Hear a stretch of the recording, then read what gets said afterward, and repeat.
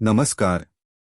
TET पदोन्नती संदर्भात writ याचिका क्रमांक 2524 2026 मुंबई उच्च न्यायालय नागपूर खंडपीठ. प्रकरणाची पार्श्वभूमी. याचिकेची माहिती. याचिकाकर्ता रमेश रामलाल धांडू व इतर प्रतिवादी महाराष्ट्र शासन व इतर. सुनावणी 22 जून 2026. खंडपीठ माननीय न्यायाधीश अनिल पानसरे व माननीय न्यायाधीश रजनीश व्यास.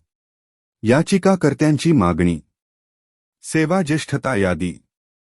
जिल्हा परिषदेने 12 मार्च 2026 रोजी विस्तार अधिकारी शिक्षण केंद्रप्रमुख व उच्च श्रेणी मुख्याध्यापक पदांसाठी सेवाज्येष्ठता यादी प्रसिद्ध केली.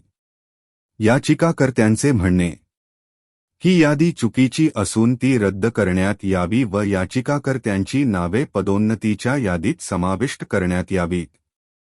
सुनावणी दरम्यान घडलेले महत्त्वाचे.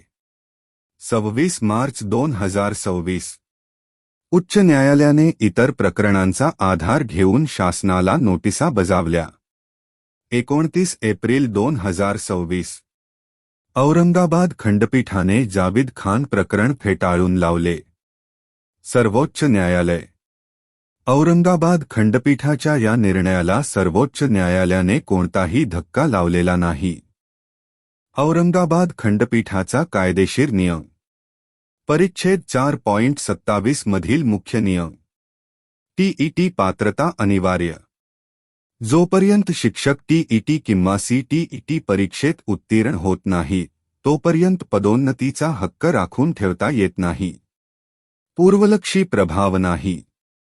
टीईटी सीटीईटीची पात्रता मागील तारखेपासून पदोन्नतीसाठी लागू केली जाणार नाही. न्यायालयाचा अंतिम निष्कर्ष. निर्विवाद वस्तुस्थिती. पदोन्नती प्रक्रिया राबवली त्या तारखेला याचिकाकर्त्यांकडे टीईटी सीटीईटी उत्तीर्ण असण्याची आवश्यक शैक्षणिक पात्रता नव्हती. पात्रतेचा अभाव.